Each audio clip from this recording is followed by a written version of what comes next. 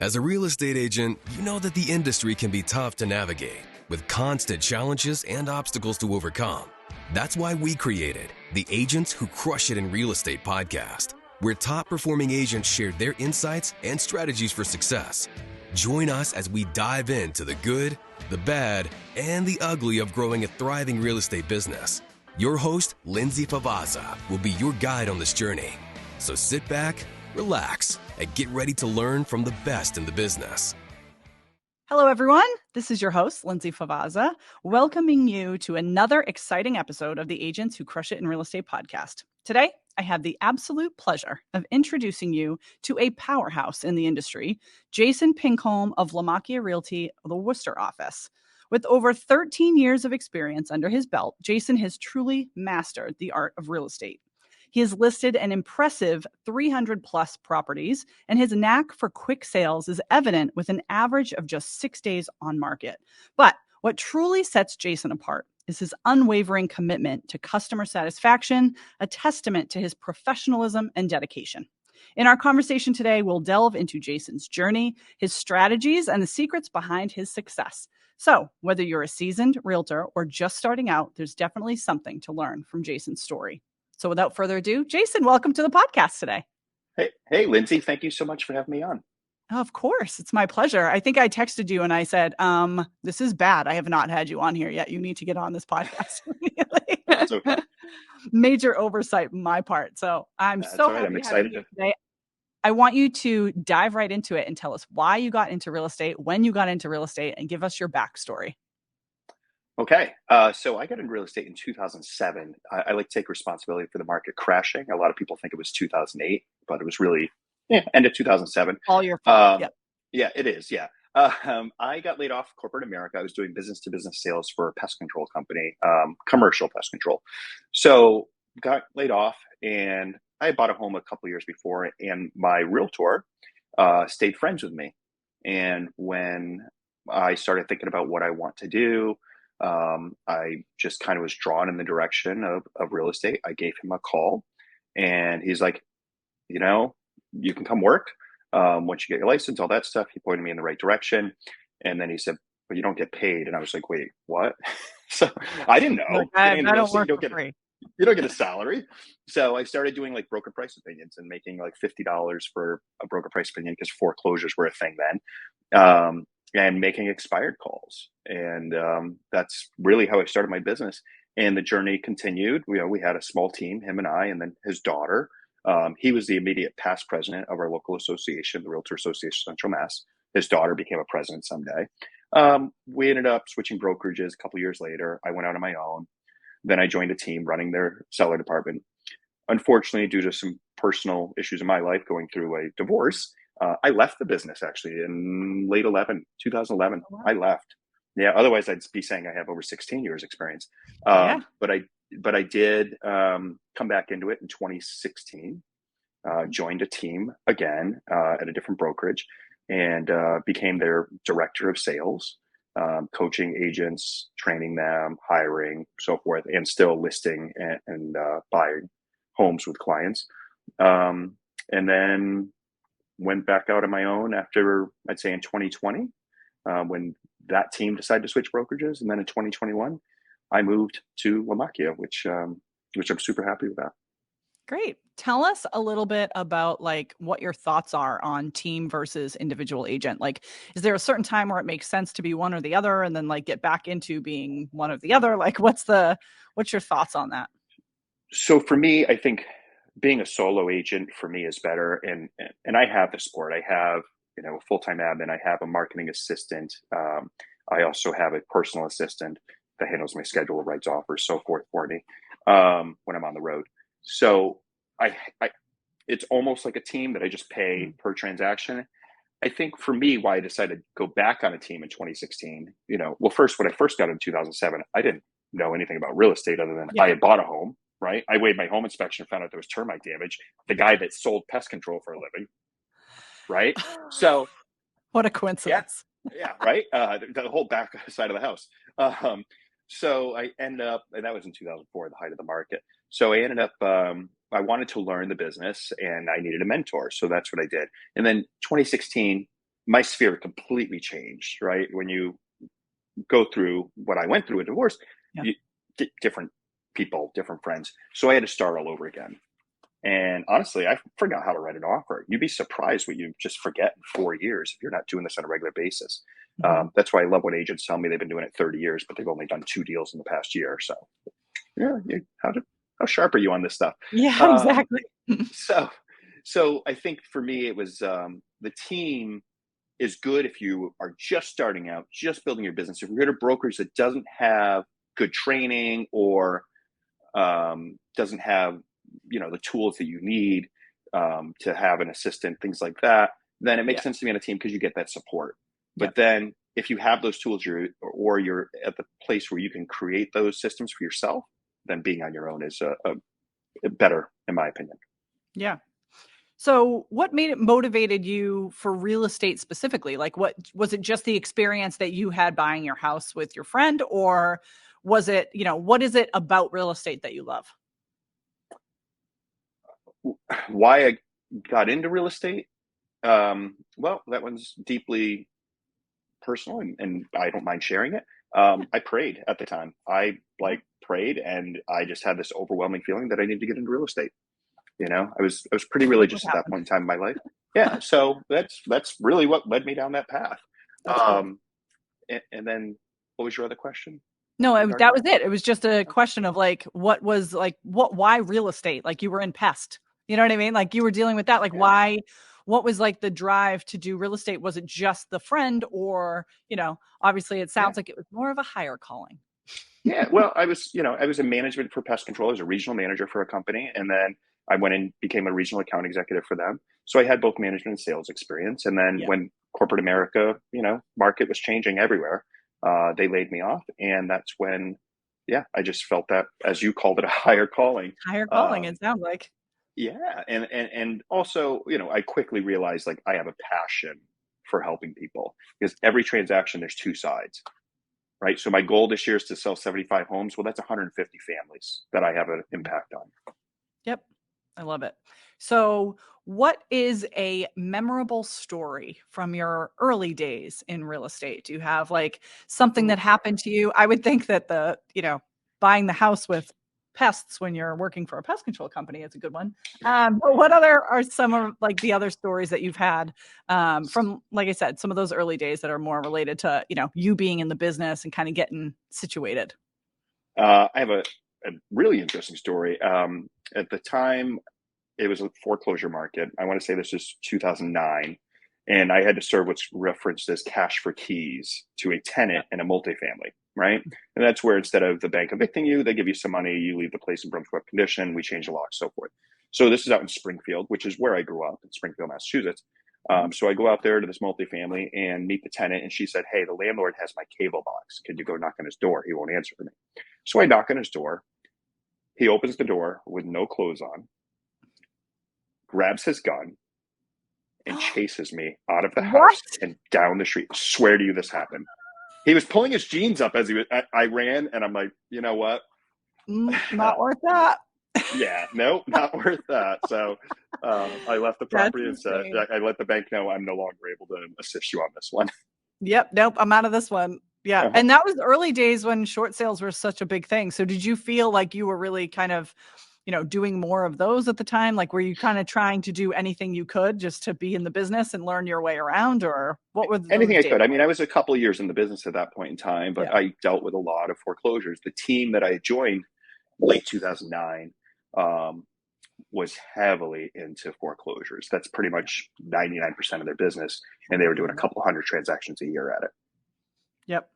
So how has real estate evolved since then? So in your mind, what are some of the things that, what are some of those milestones that have happened? Because some of the people that are listening, they may have only been in the business for the last 2 or 3 years, so they haven't seen some of these other things. So what are some of those markers that have happened over your career? Obviously the market's changed a lot, and I love it when I still hear buyers to this day saying, "I'm waiting for foreclosures." I don't see that happening. Inventory levels have changed drastically. Yep. I've built quite a rapport with people. I have a lot of past clients at this point in time, so I'm able to work a lot on referral. I still take leads from a company when they they have lead sources that they could provide for me. Yeah. However, I think at this point in time, a lot of my business is referral based. I've shown myself as kind of an expert in what I do. And, Yep. my personal mission statement is to be recognized by my clients and those in my industry as being the very best at what I do. I love it. So how do you get these homes sold so quickly? So remember we talked before in the intro, I mentioned that you get things under contract very fast. So what tips do you have for realtors out there on getting a home listed, at the same time kind of marketing the listing, doing a little marketing for yourself? I know you've been big into agent guided tours. So just talk a little bit about listing a property and listing yourself at the same time in a way. Sure. I actually have an agent guided tour scheduled for tomorrow, There you go. which I'm excited about. So for me, it's comes to two things: price it right and marketing. I don't think that's any rocket science there, but there's a lot of agents out there, and the three P's: they put it in MLS, they put a sign in the yard, and then they pray that it sells. Anybody can do that, but why choose me over another agent if I'm going to do the same thing? I want to justify my commission on every single listing that I have, and for every buyer. I believe that I'm here trying to raise the bar, right? And for marketing, once I tapped into doing video, and I thought like, oh, this is cool. Like I get a little, video out there. And I remember probably my third video I did, agent guided tour, which you guys can find on my Instagram and on my Facebook page. I was doing an open house, and somebody came up and like, oh my God, we saw your video. And I was like, oh, people are actually watching these. And I'd spend like, a little bit of money, $100 on Facebook to boost the ad and so forth. And I saw I was getting views. It was great. But then they said, we watched all of your videos. I was like, wait, what? They're like, yeah, we went back and watched all of them. I was like, You're like, that's really why? cool. Yeah, like, wow. Well, guess what? They then hired me to sell their house and help them buy a house. So for me, I think doing everything you can to market that property and showing them that you're going to do all that marketing, that's going to help get the home sold. Sure, as a real estate agent, we know that a lot of it is just going to be pricing it right, having quality photos and all of that. But I'll tell you what, when I go on a listing appointment, I show them a sample of my agent guided tour, they're blown away and I get the listing every single time. Yeah. Yeah. Because it's taking it an extra step. I mean, like you said, everyone can just put a sign in the yard and can do these things. I am going to personally make a story, make a video about your home that sets it apart from the rest. And I'm going to be the one to like walk through it and describe it. And I'm going to, put it in its best light. I think that is something that's different. A lot of people aren't willing to do that, which is crazy. No, I get being afraid to be on camera at times. And listen, I was nervous the first time I did it too. You should ask our videographer, Brandon, how many takes it took for me to do the very first one I did in Holden. And I was pretty new to the company, and I heard about the service. I'm like, I'm going to do it. This house is really cool. So, but get on video. And if you don't have a professional videographer, that's okay. Get somebody to hold a phone for you. Just with a gimbal, hopefully, that, so it's a little bit more stable. But do these tours, get on video, and don't be afraid of it, because I think that will help you get more listings. It'll sell your listings. It'll get more people in front of your listings, and it'll help you get the next listing and the next listing and the next listing. So talk to me about your marketing a little bit, because I know that even before these agent guided tours, you were putting priority on video regardless, and on images and your social and all of those things. So tell me about your marketing strategies and what works best for you, and what advice you would give to people about marketing. Sure. I looked at it and said, I know what I'm good at and I know what I'm not good at. And I remember when I actually have a marketing assistant. Well, I think she likes to be called marketing director. Hey, Sarah Taylor, if you're watching this. So she's my marketing director. She's a personal friend, former real estate agent, who moved out to Colorado, but still does my marketing for me. And she said, Jason, you need to do video. My videos come a long way since then.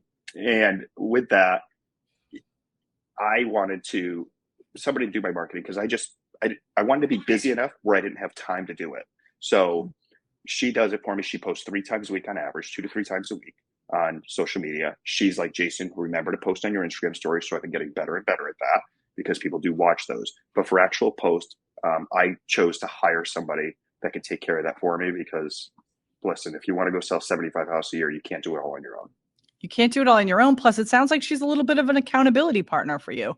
Because oftentimes a lot of agents, they kind of like do it and they get excited about it. And then they go into what we always call closing mode. And then they stop doing it for a period of time. But it sounds like she kind of cracks the whip and keeps you on task. Yeah, she's been on me about doing YouTube shorts, and I need to get out there and do those. So I'm going to do that. So my son happens to be a photographer, videographer as well, not with our company. But he and I are going to go do some scenes in the city that I live in and do some videos. I love that. So what is currently now, what is the most rewarding thing for you in like doing real estate? Like, what is it what is that why that you have that is really, moving the needle for you and getting you to that hopefully 75 properties this year that you sell? Like, what's driving you? There is no hoping, Lindsay. It's do or do not, and I will do it, right? I'm at 29 transactions year to date, and I'm going to keep going with 5 listings coming on. I think for me, I just forgot your question. No, what's the most rewarding? What's your why? Oh, now it's giving back, right? So I had to figure that out. It's why do I get up every day? Why do I do this? Why do I work a lot of hours? A saying I heard a while back is, hey, the best part about being in real estate is deciding what 80 hours a week you want to work. And that's true. Like, we have this flexible schedule, but I work a lot. I balance it. However, it is, what is your why? And for me, my why is now giving back, right? So I raise money for both Shriners Children's Hospital because my mother and my late stepfather spent a lot of time in there as children, both being handicapped. And then Alzheimer's because my grandmother passed from that. But beyond that, I give back to the Realtor Association from being ambassador for NAR in the Commitment to Excellence program to doing the Massachusetts Association of Leadership Academy this year. Also serving the city of Worcester as a volunteer position for the Affordable Housing Trust Fund, which I get to bring my real estate expertise to that. All of those things, that's why I do this now. It's how can I give back? How can I serve others? And not just the city, but serving as a leader, right? And I have some agents that I coach on the side too, that helping them build their business. That's why I do what I do. It's amazing. And you do sell so many homes. How many homes, you told me before we started, but how many homes have you sold this year so far? And we're at the end of July. Yes. 29 units closed so far this year. And I have 5 listings coming on. And by the end of today, I expect to have 5 pending properties as well. I mean, that many in a year that the market has been so much slower is so impressive. So you should be really proud of that. Thank you. But I didn't want to make an excuse. And I heard a lot of people saying, lower your goals this year, don't expect to do. I'm blowing out of the water what I did last year and the year before and the year before. I love it. So, what kind of advice would you give to someone? And maybe it's just that, it's just don't lower your expectations, but what's some advice that you would give to someone to get to that next level in their business? Because, you've had what seems like so many different kind of turning points in your career so far. And now you're really at this like accelerated growth. So with all of that hindsight, what advice would you give to someone in the business? Treat this like a business, right? So if it's not on my calendar, it doesn't exist. I have a very detailed calendar. Everything is on there, every appointment, and everything is appointment, personal or business wise. Yeah. I have spreadsheets. I have a list of, all of my clients on there, ranked through 1 through 10 on where they are in the process. 11 means they're under contract. So I think just really treating this like a business, putting those systems in place, making sure also that everybody knows you're a realtor or a real estate agent if you're not a realtor.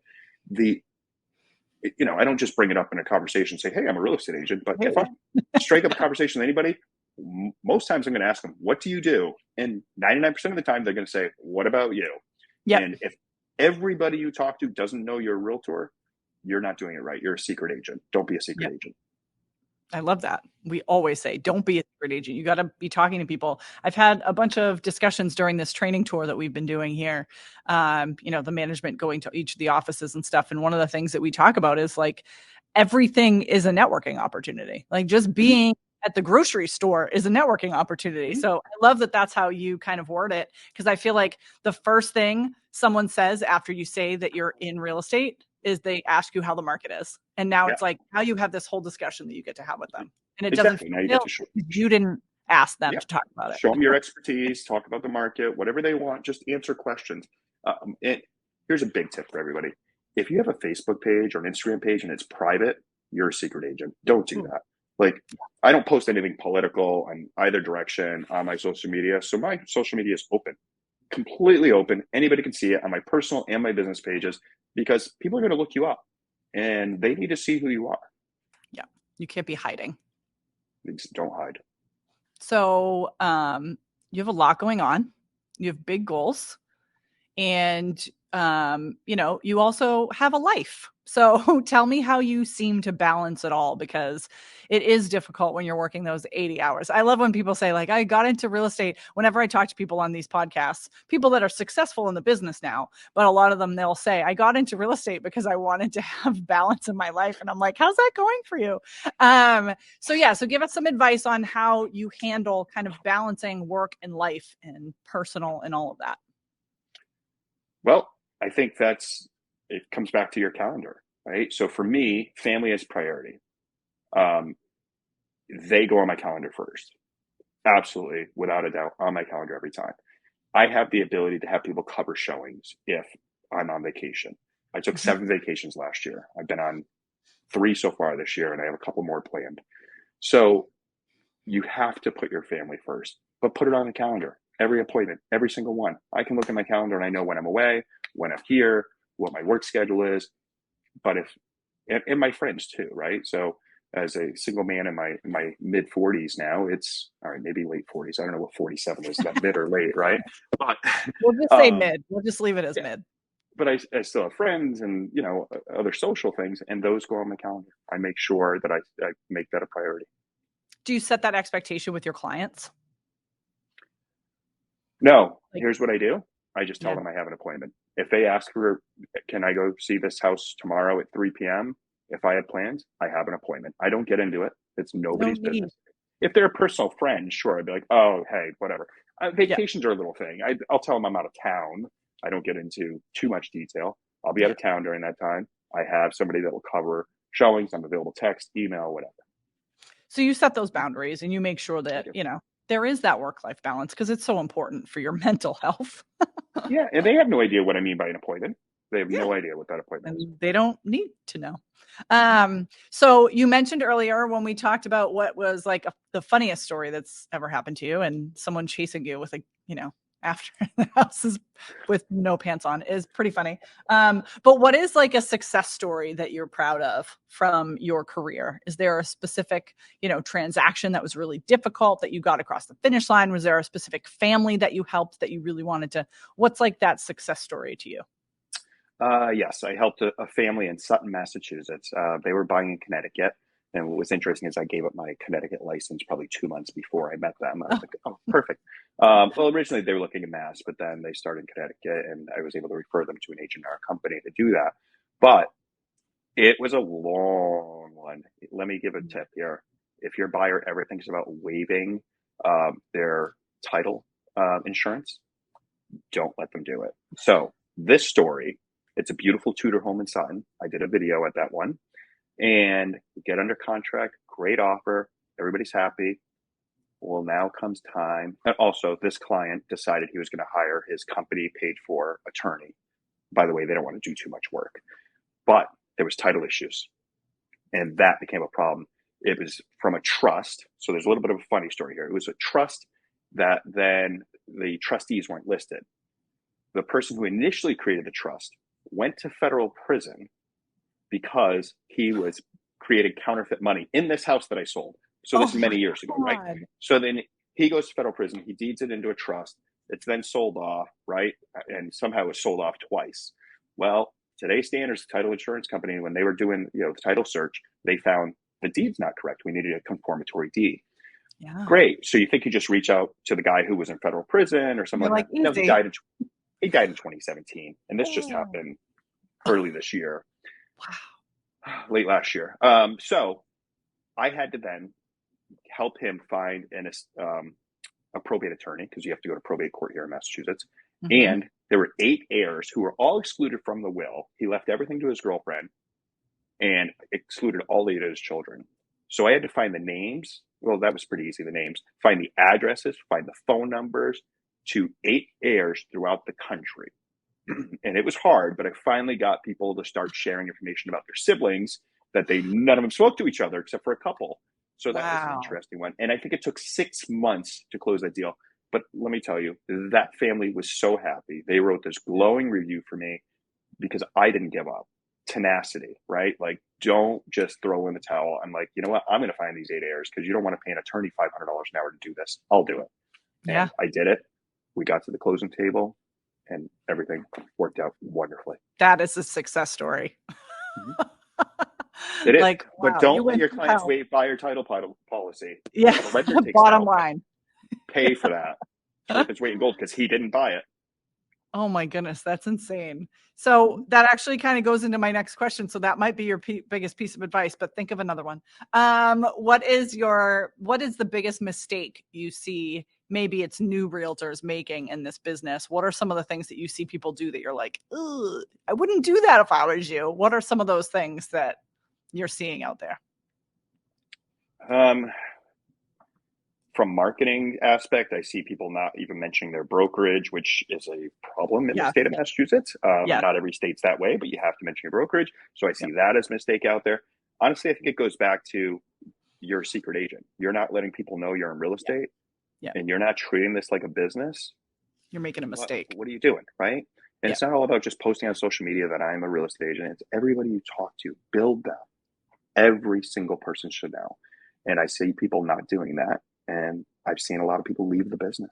Yeah. And they should not be just, mentioning it, but showing that they're passionate about it, because I want to work with someone who's super passionate about their job and loves their job, not someone who's, just doing it as a hobby. Everybody you run into is not only a potential client, but a potential referral. Yes. And I don't turn down any business. I have a client right now. I showed a mobile home earlier. And since 2007, I've never helped somebody buy a mobile home ever. Which shocking to me, maybe, but I'm still going to help them. It's $83,000. However, you don't know who else they know. You don't know what business is coming down the road. Yep. We had a situation here in the office. I remember after this was probably 6-7 years ago now, but I remember hearing about someone that had, done a mobile home sale. And like you said, it was like $100,000 sale at most.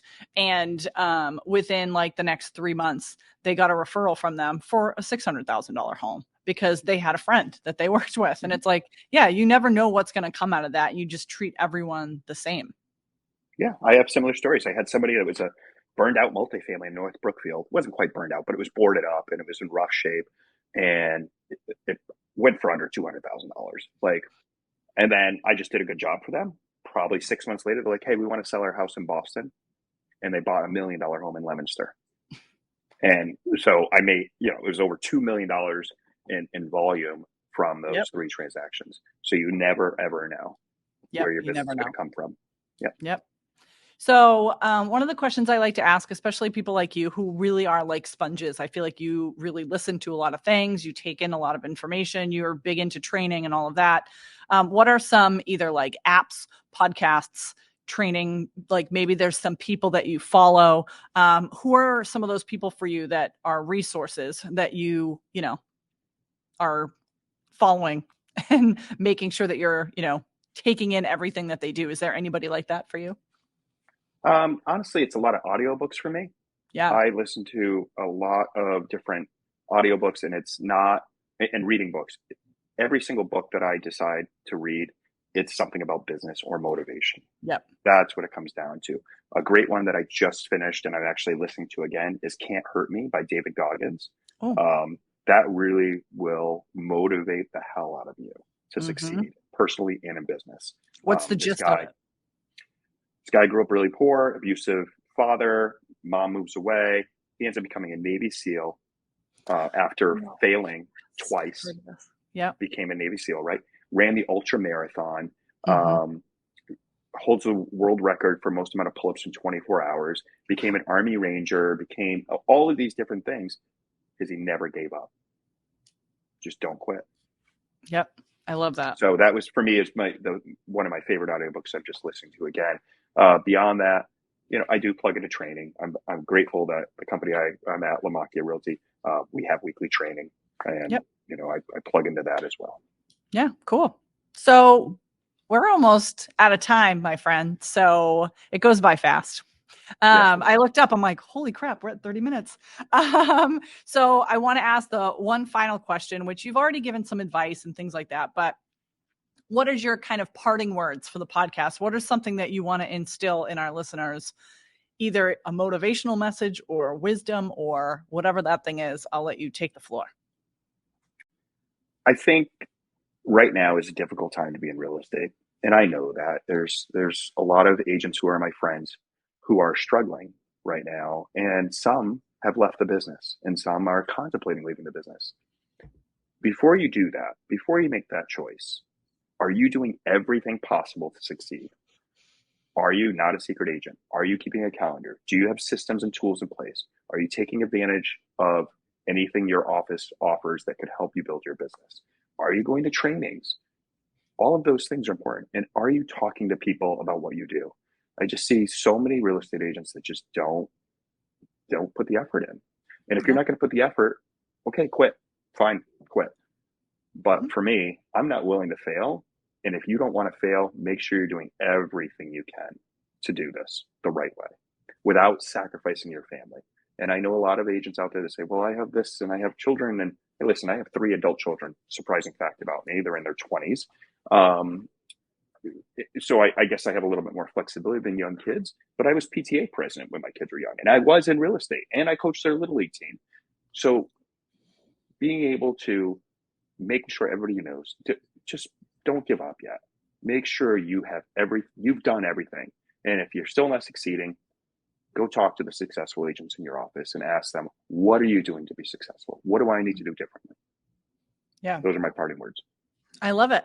Well, you guys heard it. Thank you. Get after it. If you are not sure if you're doing all those steps, listen back to this episode because it was packed with awesome things that Jason does. And you can literally make a checklist and say, am I doing all these things?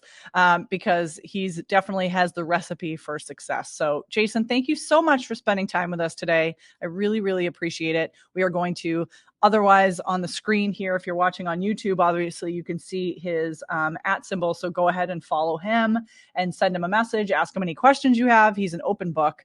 And then also on top of that, if you are listening to the podcast, feel free to just check out the show notes. We'll link all of that stuff in there as well. So again, thank you, Jason, so much for your time. And thank you so much to our listeners for tuning in to another episode of the Agents Who Crush It in Real Estate podcast. We'll see you next time. As a real estate agent, you know that the industry can be tough to navigate with constant challenges and obstacles to overcome. That's why we created the Agents Who Crush It in Real Estate podcast, where top performing agents share their insights and strategies for success. Join us as we dive into the good, the bad, and the ugly of growing a thriving real estate business. Your host, Lindsay Favazza, will be your guide on this journey. So sit back, relax, and get ready to learn from the best in the business.